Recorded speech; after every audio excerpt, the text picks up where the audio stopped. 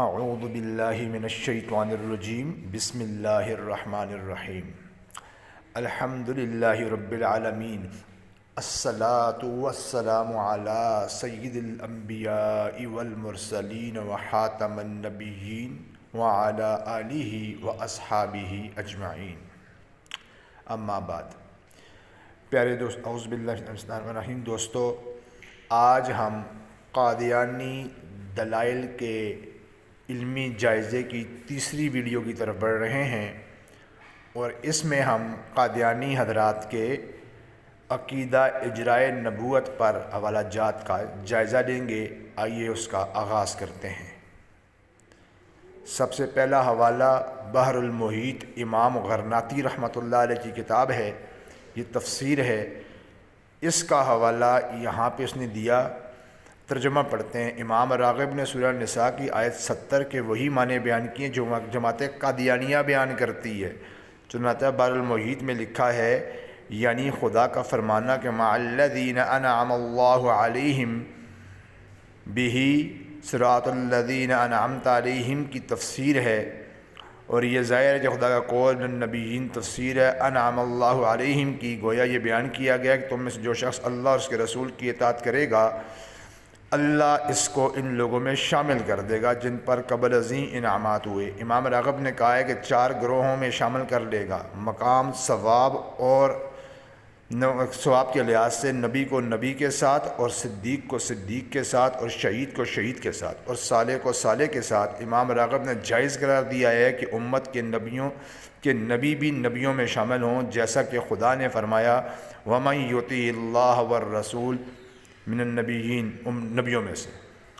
پہلی بات تو یہ ہے، قادیانیوں اس کے شروع میں من ہے، من میں عورت بھی داخل ہے، مرد بھی داخل ہے، بچہ بھی داخل ہے، بوڑھا بھی داخل ہے، یہاں تک کہ ہجڑے بھی داخل ہیں۔ تو کیا معاذ اللہ نعوذ باللہ عورتیں اور ہجڑے بھی نبی بنیں گے؟ کچھ تو عقل استعمال کی ہوتی۔ اور یہاں پہ ساتھ میں مع الذین انعم اللہ، ان کے ساتھ ہوں گے، من الذین نہیں ہے، مع الذین۔ اگر مع کو من میں بدلنا ہے تو پھر ان اللہ مع الصابرین، تو تمام صبر کرنے والے جو ہیں وہ اللہ بن گئے۔ اتنی بھی سمجھ نہ آئی تھی۔ اچھا، یہاں پہ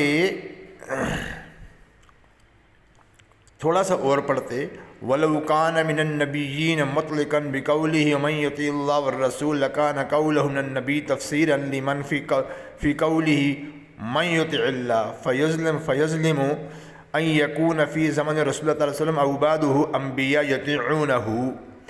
وہ کہتے ہیں کہ اگر تفسیر مان لی جائے تو اس سے لازم آئے گا کہ ایسے انبیاء بھی نبی علیہ السلام کے زمانے میں یا آپ علیہ السلام کے زمانے کے بعد ہوں جو آپ کی اطاعت کریں، یعنی آپ کی اطاعت میں نتیجے نبی بنے۔ وَهَذَا غَيْرُ مُمْكِنٌ، اور یہ ممکن ہی نہیں۔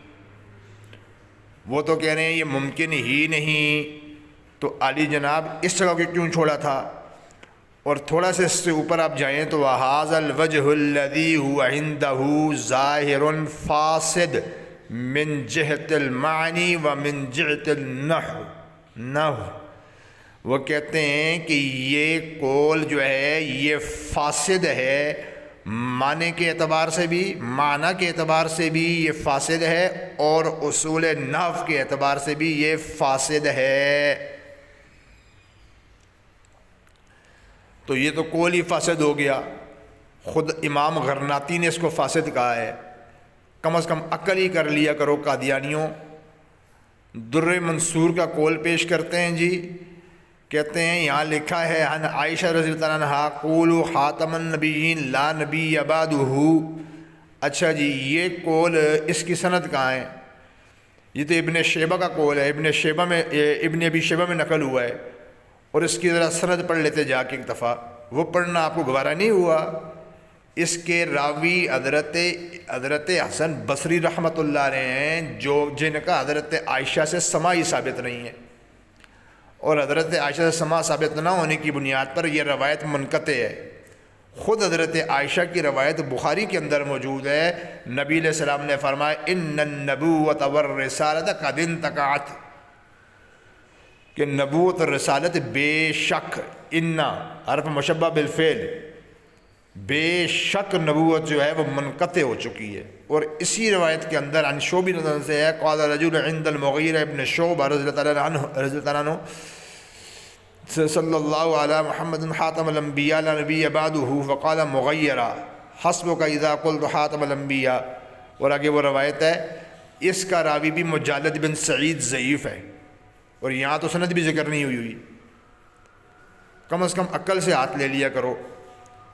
دوسری بات، الانسان فی الکامل، شیخ عبد الکریم بن ابراہیم الجیلی، یہ صوفی بزرگ ہیں جی، اور صوفیاء کی باتیں جو ہوتی ہیں وہ حجت نہیں ہوتی، یہ صوفی ہیں۔ یہ فتوحات مکیہ یہ شیخ ابن عربی کی ہے، ان کے بارے میں میں بتا چکا ہوں کہ ان سب پر کفر کا فتویٰ لگا ہوا ہے، تو یہ بھی قابل اعتبار نہ رہے، ہم اس کو پڑھنے کی ضرورت ہی نہیں ہے۔ آگے ہے الیواقیت والجواہر فی بیان عقائد الاکابر، اس کتاب کے مصنف عبد الوہاب شرانی رحمۃ اللہ علیہ ہیں، ان کے بارے میں تم نے کیا لکھا جی؟ یہیں سے پڑھ لیتے، یہاں سے پڑھو جی، جو تم نے پڑھا اور ادھورا پڑھا نا اس کو میں پورا پڑھ کے سناؤں گا انشاءاللہ۔ اعلم ان النبوۃ لم ترفع مطلقا بعد محمد صلی اللہ علیہ وسلم فانما ترفع نبوۃ التشریف فقط قوله صلی اللہ علیہ وسلم لا نبی بعدی ولا رسول بعدی ماثم من بشرع بعدی شریعت حاثہ فهو مثل قوله صلی اللہ علیہ وسلم اذا هلك قیصر فلا قیصر بعده واذا هلك کسرى فلا کسر بعده واذا هلك قیصر فلا قیصر بعده ولم يكن قیصر وقیصر الا ملك الروم والفرس وما زال الملك في الروم ولكن ارتفع هذا الاسم فانتقعوا فقطعوا وجوه الملك فيهم وفي سم ملكهم باسم آخر غير ذلك وقد كان الشيخ عبد القادر الجيلي بقول اوت النبیون اسم النبوة وأوتينا اللقب أي حجر علينا اسم النبي هذا أن الحق تعالى بحيرنا سرائنا بما معاني كلامه وكلام رسول صلى الله عليه وسلم يسمي صاحب هذا المقام الانبیاء الاولیاء فغایت نبوتهم تعریف بالاحکام الشریعہ حتی لا حفظ فیہا لا یغادر فنتہا لا غیر فنتہا فی الحکم فیما الحکم فی التشریع المجتہدین ان المجتہدین لم يشرعوا شيئا من عنه انفسهم وانما شرعوا مقتضى نظرهم في الاحکام فقط۔ یہ تھی پوری عبارت جس کو تم نے یہودیوں کی طرح نا ادھورا پیش کیا تھا، وہ چلے ہم آپ کو پوری پیش کر دیتے ہیں۔ وہ تو یہ کہہ رہے ہیں کہ نبی علیہ السلام پر سے جو انہوں نے کہا نا کہ جی تمام نبوت جو ہے وہ مرتفع نہیں ہوئی، اس کا یہ مطلب نہیں تم نے بیان کیا ہے۔ وہ یہ کہہ رہے ہیں یہ حدیث اسی طرح ہے جس طرح سے نبی علیہ السلام نے فرمایا تھا کہ جب کیسر ہلاک ہو جائے گا تو اس کے بعد کیسر نہیں ہوگا، اور جب کسرا ہلاک ہوتا ہے اس کے بعد کسرا نہیں ہوگا۔ وہ اس کے بعد کسی کو کیسر یا کسرا نہیں کہا گیا، اس کے بعد شاہ کہلایا، شاعرون شاعران، منصب باقی رہا نام اٹھ گیا، منصب باقی رہا نام اٹھ گیا۔ اسی طرح وہ کہہ رہے ہیں کہ مجتہدین جو ہیں وہ تو اس میں بھی نبوت کا اطلاق کر رہے ہیں، وہ جو شرعی احکام کی تشریعات کرتے ہیں اپنے اجتہاد سے، وہ تو ان کے بارے میں بھی کہہ رہے ہیں، وہ تو ایک نبوت ولایت کی بات بھی کر رہے ہیں۔ پھر تو بسم اللہ کرو، اگر اس عبارت کو ماننا ہے نا پوری مانو۔ پھر شیخ عبد القادر جیلانی بھی نبی ہیں، پھر حسن بصری بھی نبی ہیں، پھر تمام اولیاء نبی ہوں گے، بلکہ تمام مجتہدین بھی نبی ہوں گے۔ پھر کیا کرنا ہے آپ نے؟ اس لیے یہ والا آپ کے کام کا نہیں ہے، یہ ہمارے کام کا ہے۔ روح المعانی یہ بھی ایک تفسیر ہے جی، ترجمہ کیا ہے جی، کو کہتے ہیں کہ حدیث لا وحی بعد موتی باطل ہے، اور یہ جو مشہور ہے کہ آپ صلی اللہ علیہ وسلم کے بعد جبرائیل زمین کی طرف نازل نہیں ہوں گی، یہ بھی بیاصل بات ہے۔ ارشاد جہاں عیسیٰ علیہ السلام کے نزول کے بعد ان پر وحی کی نفی کی گئی ہے، اس سے تشریعی وحی مراد ہے، اور جہاں وحی کے نزول کا ذکر ہے وہاں غیر تشریعی وحی مراد ہے۔ تو وہ تو عیسیٰ علیہ السلام کا ذکر کر رہے ہیں، اجرائے نبوت کی بات تو نہیں کر رہے۔ اس عبارت میں تو بات ہو رہی ہے عیسیٰ علیہ السلام کے نزول کی، اور تم خود اس کے منکر ہو، ادھر سے بھی تم کافر ثابت ہوتے ہو قادیانیوں، کم از کم عقل کو تو آزما لیا کرو۔ فصوص الحکم یہ ابن عربی کی کتاب ہے، اس کی بات ہم پہلے کر چکے ہیں، کوئی تفصیلی گفتگو اس کے اوپر ہم نہیں کریں گے۔ سنن نسائی کی انہوں نے حدیث پیش کرنی، کہتے ہیں مثلا نے فرمایا فَإِنِّي آخِرُ النَّبِيِّينَ وَإِنَّهُ آخِرُ الْمَسَاجِدِ۔ اچھا جی، یہ روایت آپ نے یہاں سے پیش کی ہے جی،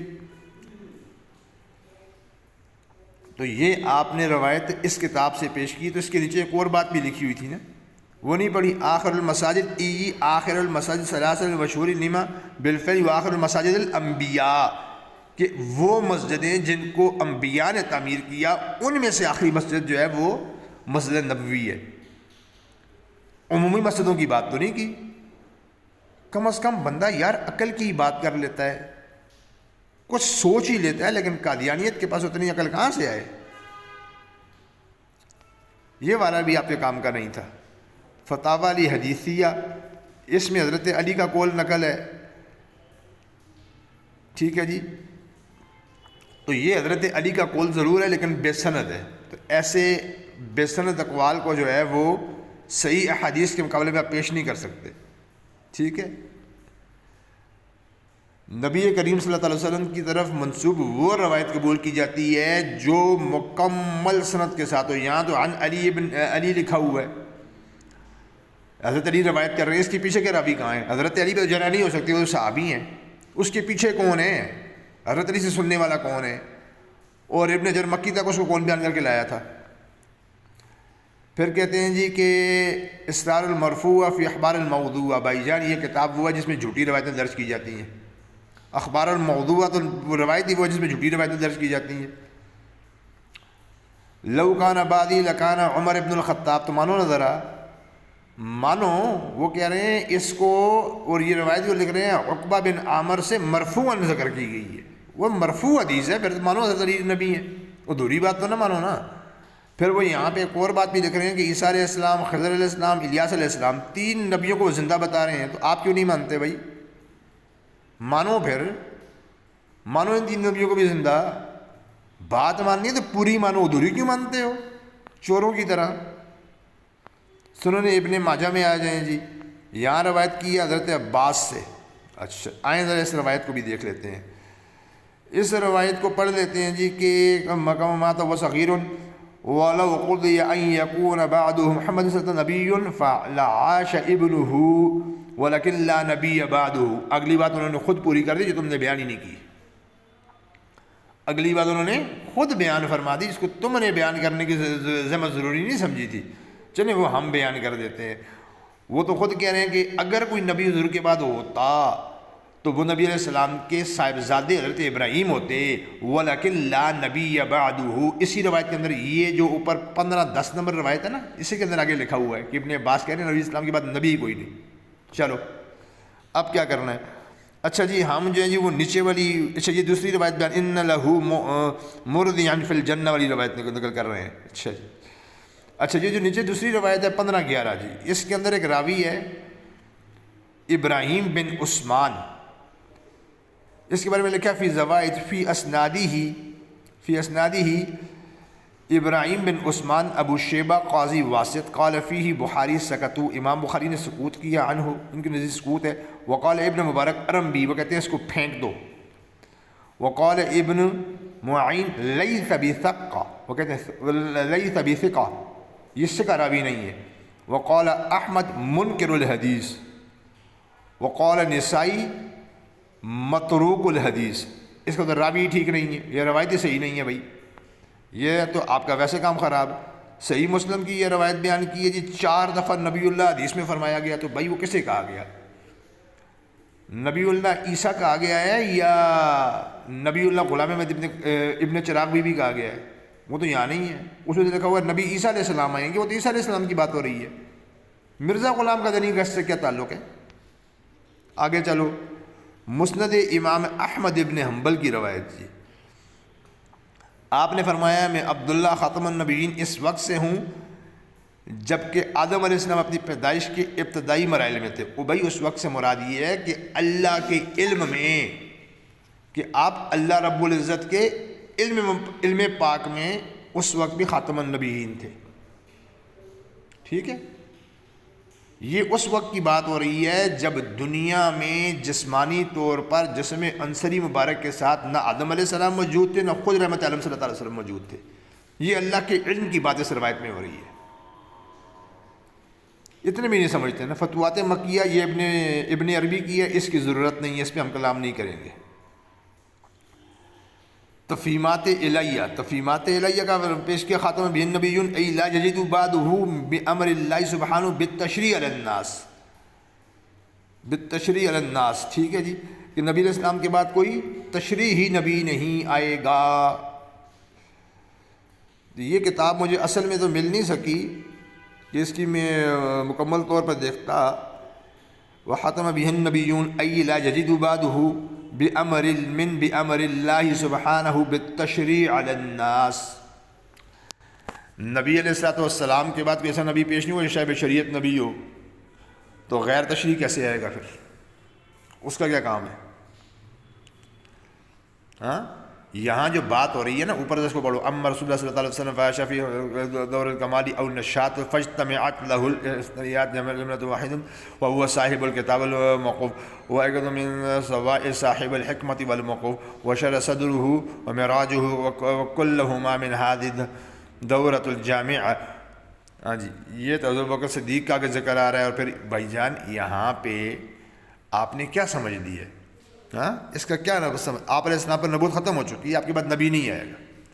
بالتشریع علی الناس، تو یہ جو آگے کہا ہے نا بالتشریع علی الناس، یہ عیسیٰ علیہ السلام کی آمد کے ضمن میں انہوں نے کہا ہے کہ عیسیٰ علیہ السلام جب آئیں گے تو وہ اپنی شریعت پر عمل نہیں کریں گے۔ یہ آگے انشاءاللہ حوالے اور بھی آئیں گے، ان میں بھی دیکھ لینا۔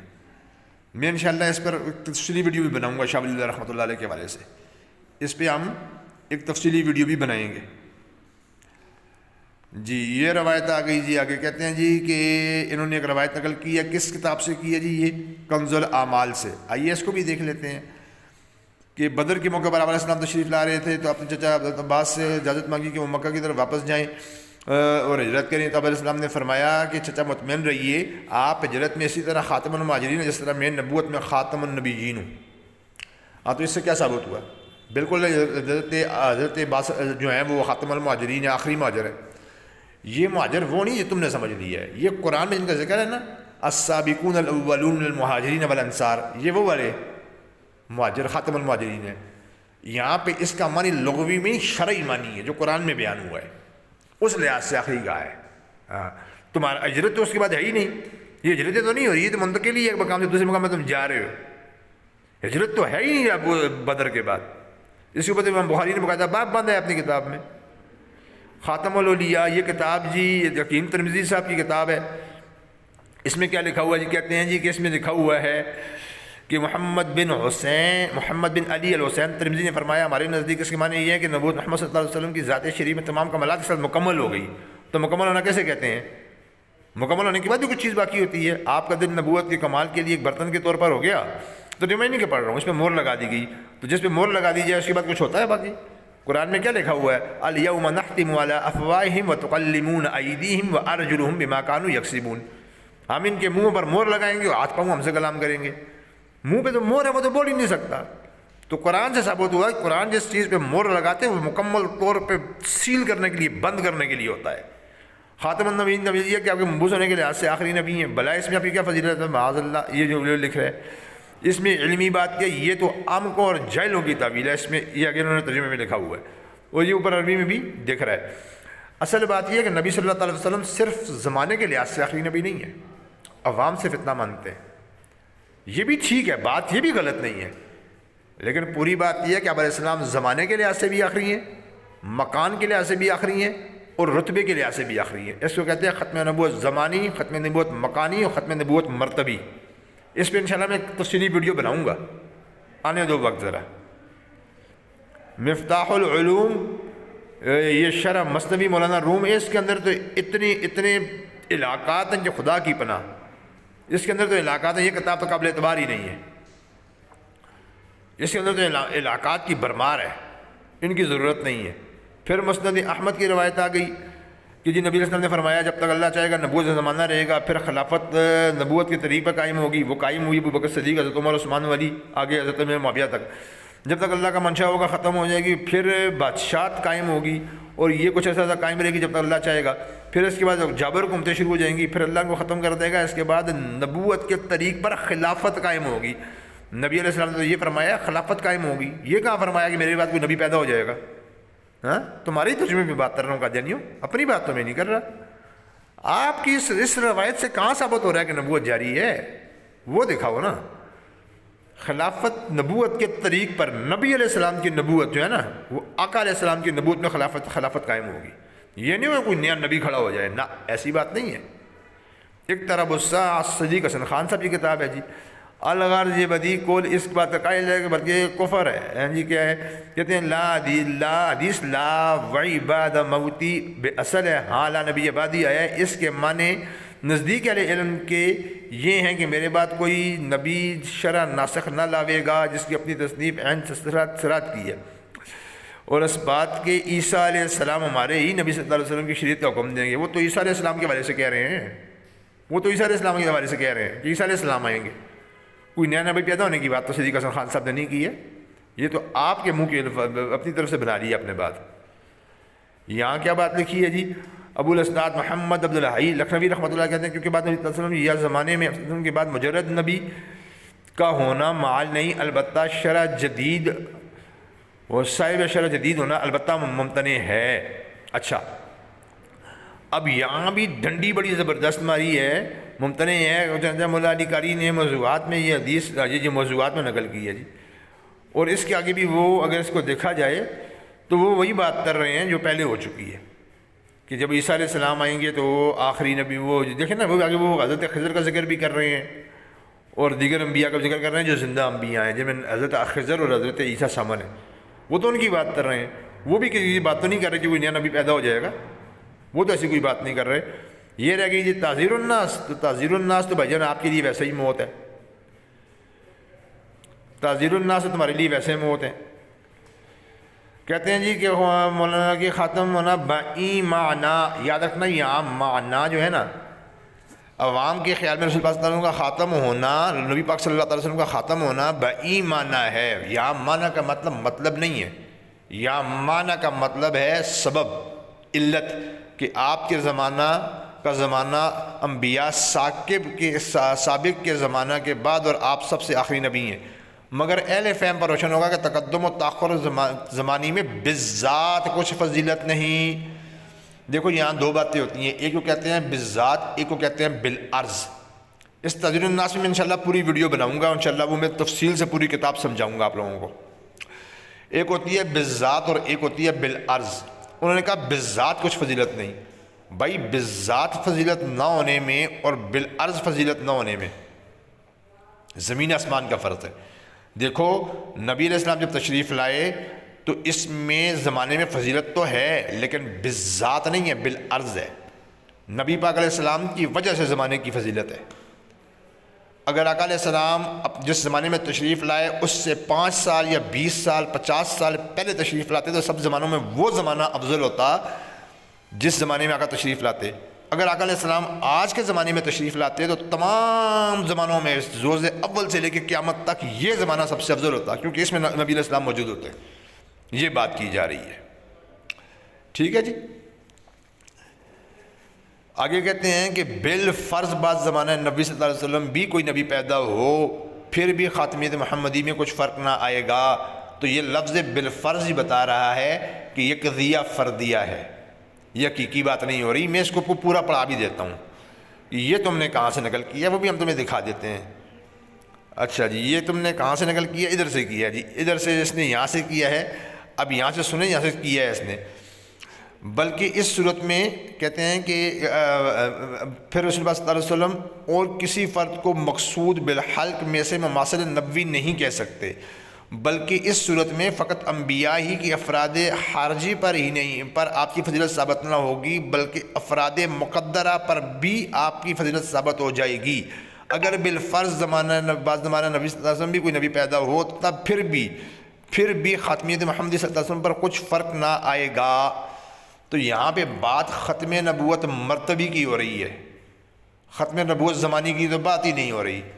وہ کہہ رہے ہیں نا، دیکھیں اوپر کہہ رہے ہیں کہ جو تشریح میں کر رہا ہوں، جو بات میں بیان کر رہا ہوں، اگر وہ لوگ ہیں تو پھر افراد مقصود بالحلق،